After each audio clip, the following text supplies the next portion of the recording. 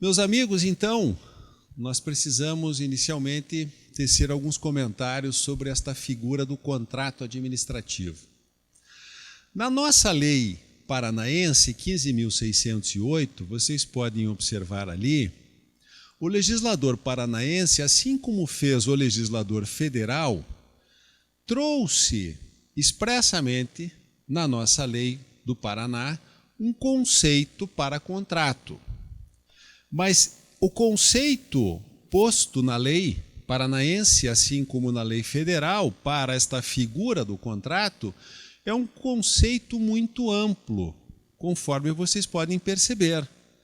É todo o ajuste firmado por órgão ou entidades da administração pública entre si, ou seja, uma contratação interorgânica, nós poderíamos dizer, ou entre a administração pública e particulares, em que haja um acordo de vontades para a formação de vínculos, estipulação de obrigações recíprocas e por aí vai o conceito de contrato. Então, na verdade, é um conceito amplo que ele chega a abarcar, por exemplo, a figura do convênio, que não se confunde com o contrato. O convênio é um instrumento firmado, que pode ser firmado entre entidades públicas ou entre uma entidade pública e entidades particulares, mas o convênio tem objetivos e finalidades muito próprias e específicas, diferentes das dos contratos. Nos contratos, nós temos interesses contrapostos. De um lado, nós temos o contratante que objetiva alcançar um determinado objeto, adquirir uma cadeira, contratar um serviço. E do outro lado, na relação contratual, nós temos um particular que objetiva não alcançar um objeto. Objetiva o preço, uma retribuição por aquilo que ele está fornecendo ou prestando à administração pública. Já no convênio, nós não temos estes interesses contrapostos. Os interesses convergem para um mesmo ponto na relação convenial. E aí está, meus caros, um fato curioso. Qual é o fato curioso desta minha primeira introdução? Ao falarmos de um contrato puro, de um contrato originalmente na sua concepção original, quando nós falamos de um contrato puro na sua concepção original, nós temos que pensar previamente a esta contratação na licitação. Ao passo que, se nós estivermos falando de uma relação convenial, não há que se cogitar de licitação. A licitação, ela é absolutamente inexigível para que se possa firmar um convênio. E qual é a razão para a inexigibilidade da licitação quando se fala em celebração de convênios? A inviabilidade da competição. E por que a competição é inviável quando se celebra um convênio? Porque os objetivos são idênticos, convergem para um mesmo ponto, quando se trata de um convênio puro. Agora, meus amigos, já que estamos aqui a quatro paredes, falando para colegas aqui do tribunal, é preciso nós fazermos a vocês uma advertência. A advertência no seguinte sentido: eu mesmo, quando exerci a minha função aqui dentro do Tribunal de Contas, não foram poucas as vezes em que tive a infelicidade de me deparar com um instrumento denominado de convênio, quando, na verdade, de convênio só tinha o nome. Usa-se, muitas vezes, não vou entrar no mérito se esta utilização é por má-fé ou por desconhecimento. Não vou entrar nesse mérito. Mas usa-se, muitas vezes, a roupagem de um convênio, quando, na verdade, nós estamos diante de um contrato na sua acepção pura e original. Não sei se para simplesmente fugir de uma licitação, ou realmente por um desconhecimento jurídico a respeito daquela situação concreta. A propósito do que eu estou falando a vocês, eu mesmo, há pouco tempo, fui convidado para fazer uma palestra no Instituto dos Advogados aqui do Paraná sobre a responsabilidade do advogado público pela emissão de pareceres. Um tema muito interessante este. E ao fazer uma pesquisa em decisões, especialmente do Tribunal de Contas da União, acabei constatando uma decisão em que o Tribunal de Contas da União responsabilizou o advogado público porque ele emitiu um parecer aprovando uma minuta de um convênio, quando, na verdade, de convênio não era absolutamente nada, era um contrato puro. Este fato, não me constrange nada a dar nome aos bois, ocorreu no âmbito dos Correios. O TCU foi fazer uma auditoria e constatou que lá havia sido celebrado um convênio, só que de convênio só tinha o nome. E é óbvio, foi feito sem licitação esse convênio. Qual foi o advogado que aprovou a minuta desse convênio? Ah, foi o fulano de tal. Ah, então você vai ser responsabilizado. E com toda a razão. Em que pese a discussão sobre em que medida o advogado público, parecerista, pode ou não ser responsabilizado, não vou nem discutir isso, porque isso para mim já está sacramentado no âmbito do judiciário.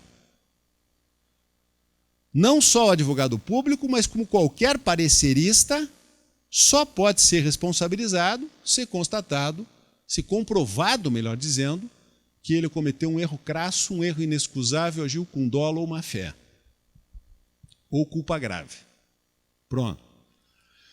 Muito bem, mas voltemos aqui ao raciocínio. Então, nós temos, na definição, no conceito legal de contrato, um conceito muito amplo, abarca toda a gama de relações jurídicas que uma entidade pública, que o Estado pode ter com outra entidade pública ou com particulares. Muito bem. Meus caros, especialmente para os colegas que não têm muita afinidade com a ciência do direito, muito nós ouvimos falar em contrato administrativo. Por que será da utilização, por que desta expressão contrato administrativo? Tem uma razão de ser. Primeiro, preciso dizer a todos que a administração pública ela trava inúmeras relações jurídicas, sob variadas formas, com entidades públicas ou com particulares. Temos os convênios, temos os contratos de concessão de serviços públicos, temos os contratos de parcerias público-privadas, temos os contratos de prestação de serviços, de fornecimento de bens, contratos de obra pública. Enfim, são inúmeras as relações jurídicas que podem ser travadas pela administração pública com outras entidades públicas ou com particulares. Mas desta gama de relações jurídicas, nós podemos afirmar a vocês que é fácil nós identificarmos duas categorias de contratos. Os contratos privados e os contratos administrativos. A administração pública, ela está autorizada a celebrar estes dois tipos de contratos. Contratos privados e os contratos denominados administrativos. E aí está a importância desta expressão contrato administrativo. Para identificar, meus caros, o regime jurídico incidente, o regime jurídico que vai reger aquele determinado contrato. Então vejam só, eu disse que a administração pública pode firmar contratos privados. O que é um contrato privado? É um contrato em que nós temos a presença da administração pública na relação contratual, mas aquela relação contratual ela é regida eminentemente pelo direito privado. Vejam só a doutrina do saudoso Diógenes Gasparini. Contratos privados, os orientados pelo direito privado, ou seja, os regulados substancialmente pelo direito civil, são chamados de contratos privados e dessa espécie são seguro, locação. Embora a legalidade desses ajustes e as respectivas formalidades dependam da verificação de exigências prévias reguladas pelo direito administrativo. Então vejam, é muito simples nós entendermos isso. Vamos aqui dar um exemplo. Tribunal de Justiça do Estado do Paraná. Ele loca bens imóveis de particulares. Aquele prédio da Mauá, onde nós temos instaladas algumas unidades administrativas do TJ, é um prédio locado. Como se dá esta relação jurídica contratual entre o Tribunal de Justiça e o particular dono do imóvel? Um contrato de locação. Contrato privado, regido pelo quê? Substancialmente pelo direito civil, pelo Código Civil e pela Lei das Locações. Agora, como diz o Diógenes Gasparini, algumas formalidades prévias a esta relação contratual são de direito administrativo. Como, por exemplo, como é que o TJ loca aquele imóvel da Mauá ou qualquer outro imóvel? Tem que licitar a locação? Depende. Depende do quê?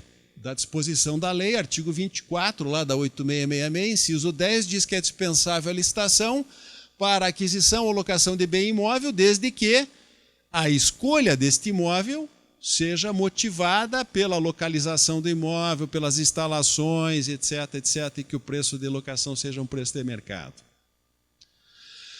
Então, observem, as formalidades prévias ao contrato de locação são de direito administrativo, mas o contrato de locação em si, em que temos a administração pública como uma das partes da relação, é um contrato puramente de direito privado. E eu aproveito aqui, meus caros, para fazer uma observação que eu tenho notado que algumas pessoas se confundem. Agora mesmo, a semana passada, passou pelas minhas mãos uma documentação de uma entidade da administração indireta aqui do Estado do Paraná, que eu não vou declinar o nome, e que eu verifiquei que esta entidade da administração indireta estava pretendendo locar um bem imóvel e nesta pretensão o parecerista dizia que esta relação locatícia não poderia ter prazo superior a 60 meses, que é o prazo estabelecido na lei. Isto é um erro crasso, com o perdão da expressão e com as minhas escusas ao colega parecerista. Por quê? Porque no contrato de locação de bem imóvel não se aplica a regra do prazo de 60 meses, regra esta de prazo que só se aplica aos contratos administrativos. Qual seria o prazo de locação de um bem imóvel que a administração pública necessita alocar? O prazo necessário para atender a necessidade pública. Pronto, ponto. Pode ser 1 ano, 2, 3, 4, 5, 10. Muito bem. Por outro lado, ao lado destes contratos privados, nós temos os contratos denominados administrativos. E agora vem a curiosidade e a peculiaridade que eu quero chamar a atenção dos colegas. Sempre que vocês ouvirem esta expressão, contrato administrativo, há um significado para isto. esta expressão, contrato administrativo, importa dizer que naquele contrato nós temos a incidência de regras de direito público. Um regime jurídico de direito público incidente sobre aquela relação contratual. E este regime jurídico de direito público, incidente sobre o contrato administrativo, põe a administração pública numa posição de supremacia de poder em relação ao particular. E esta posição de supremacia de poder outorgada à administração pública em relação ao particular lhe confere algumas prerrogativas, alguns benefícios. Como, por exemplo, as denominadas cláusulas exorbitantes. Muitos aqui talvez já tenham ouvido falar nisto. Este meu contrato, ele contém cláusulas exorbitantes. O que são cláusulas exorbitantes? Algo muito simples de nós explicarmos a vocês. São cláusulas que exorbitam, que excedem do direito comum para outorgar, para conceder à administração pública certos benefícios, certas prerrogativas ou até mesmo certas restrições ao particular em relação à administração. Isto são cláusulas exorbitantes. Quais são os exemplos de cláusulas exorbitantes que nós temos hoje no regime jurídico contratual? Um exemplo clássico de cláusula exorbitante dos contratos administrativos é a prerrogativa que tem a administração pública, de forma unilateral, de suprimir e acrescer quantitativamente os contratos. O contratado, a própria lei diz textualmente isto, o contratado é obrigado a aceitar acréscimos e supressões nos contratos até aqueles limites indicados pela lei que nós vamos analisar com vocês aqui nos nossos encontros, 25% e 50%. Isso é uma cláusula exorbitante. Outro exemplo de cláusula exorbitante, a possibilidade que tem a administração pública de rescindir unilateralmente o contrato administrativo, de fiscalizar o contrato, de aplicar sanções em relação ao contratado. Estes são exemplos clássicos de cláusulas exorbitantes. Aqui eu aponto para vocês algumas características do contrato administrativo. O contrato administrativo ele é consensual, porque consubstancia um acordo de vontades. Ele é formal, porque observa a forma escrita e requisitos especiais previstos em lei. Ele normalmente é oneroso, porque remunerado na forma convencionada. Comutativo, porque estabelece obrigações recíprocas entre as partes. Intuito personae, deve ser executado pelo contratado. E temos como característica talvez a mais marcante do contrato administrativo, no meu modo de ver, a participação da administração pública na relação jurídica contratual, gozando de uma supremacia de poder para fixar as condições do ajuste. Agora, meus amigos, vamos fazer uma breve análise destas características aqui. Vejam só. Contrato administrativo, isso aqui quem aponta é a doutrina. Contrato administrativo, diz a doutrina, ele é consensual, porque consubstancia acordo de vontades. Eu diria que esta primeira característica aqui, ela pode contemplar alguma relativização. Em que medida? Quando uma entidade pública instaura uma licitação, tomemos um exemplo do nosso Tribunal de Contas. instaurou-se uma licitação há pouco tempo para a contratação de serviços de limpeza. Constou como anexo deste edital a minuta do contrato. Pergunto a vocês, este não é um contrato de adesão? Ele se aproxima muito mais de um contrato de adesão, não se aproxima? Sim, eu penso que sim. Por quê? Porque o licitante, que participa desta competição e eventualmente logra êxito, vai contratar com o Tribunal de Contas nos exatos termos propostos pelo próprio tribunal. Se alguém não estiver de acordo com as condições constantes desta minuta de contrato, ele tem todo o direito de impugnar o edital, de se socorrer do judiciário, de ir ao Ministério Público, de ir aonde quiser. A este propósito, até, eu gostaria de fazer um comentário aqui com os colegas no seguinte sentido. Não é possível nós aqui no tribunal e em qualquer lugar, não é possível nós admitirmos que uma entidade licite de uma forma e contrate de outra forma diferente. Muitas vezes isso acontece. Talvez aqui algum colega esteja olhando para mim e pensando assim, pô, mas o cara está falando o óbvio. É lógico que eu não posso licitar de uma maneira e contratar de outra. Evidente que não, mas de vez em quando acontece isso. O contrato deve ser o espelho da licitação, o espelho do edital da licitação.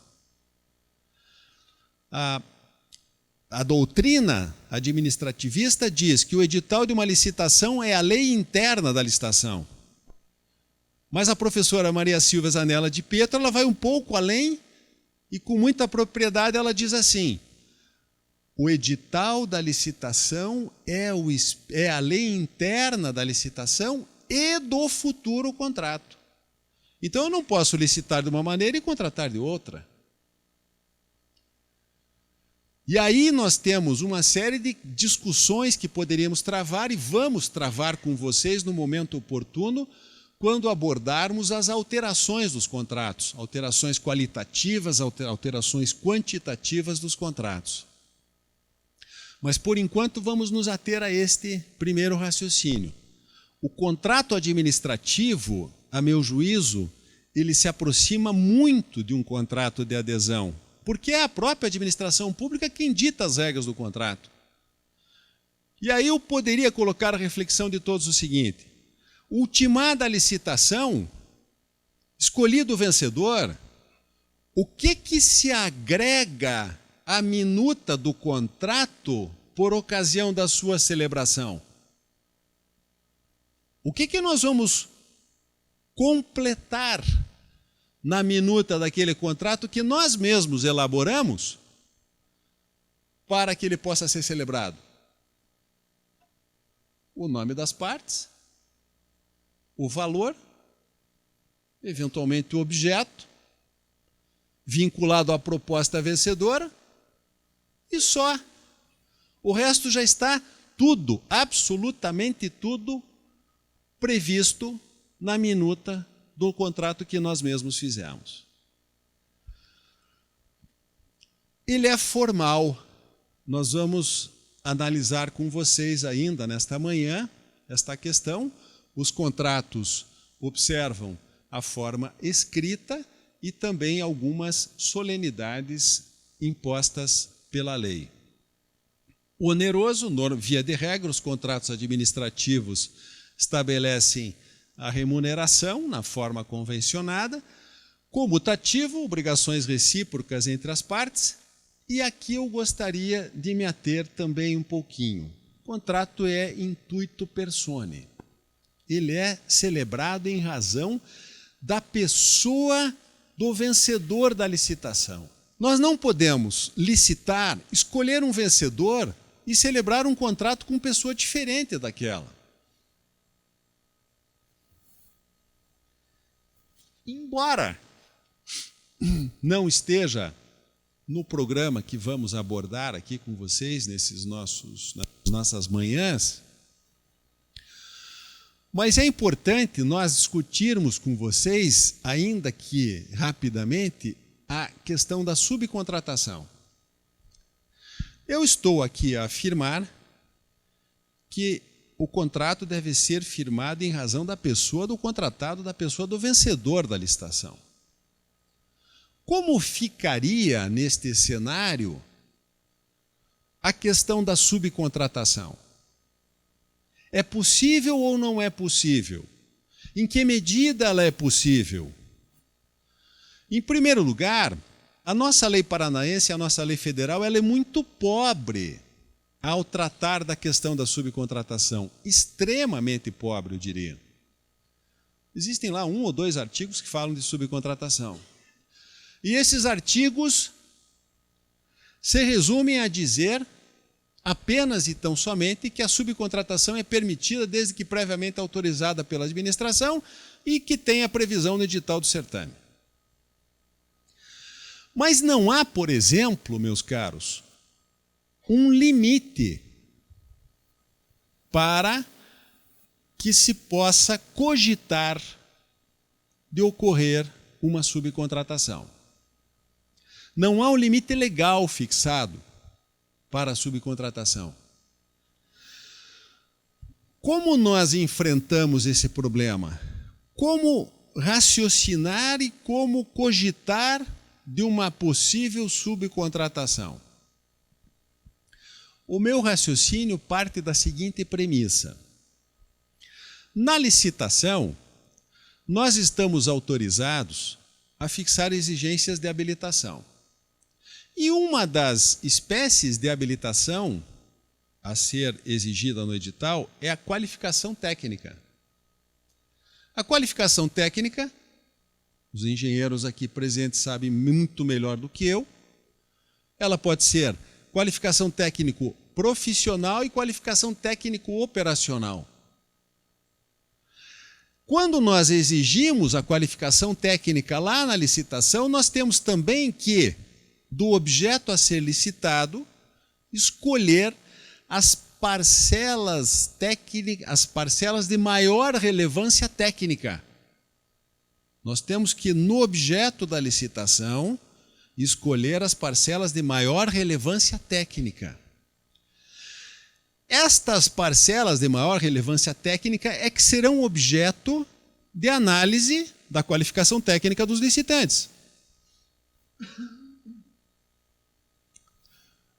Já dá para facilmente imaginar qual é a minha conclusão. Se na licitação nós escolhemos as parcelas de maior relevância técnica e exigimos a prova da qualificação técnica para estas parcelas de maior relevância técnica, a meu juízo, estas parcelas de maior relevância técnica formam uma espécie de um núcleo duro do objeto do contrato. E esse núcleo duro do objeto do contrato não pode ser, durante a execução do contrato, ser trespassado a terceiros. Por quê? Porque foi exatamente aquilo que eu exigi para fins de qualificação técnica, que só pode, portanto, ser contratado com aquele que passou pelo crivo da habilitação técnica, que é o licitante. Então, aqui eu já tenho um limite para a subcontratação. Este núcleo duro da qualificação técnica, a meu juízo, não pode ser objeto de subcontratação. Nós temos como última característica do nosso contrato administrativo a participação da administração pública na relação jurídica contratual com supremacia de poder para fixar as condições do ajuste. Esta, como eu disse, é talvez a maior característica do contrato administrativo.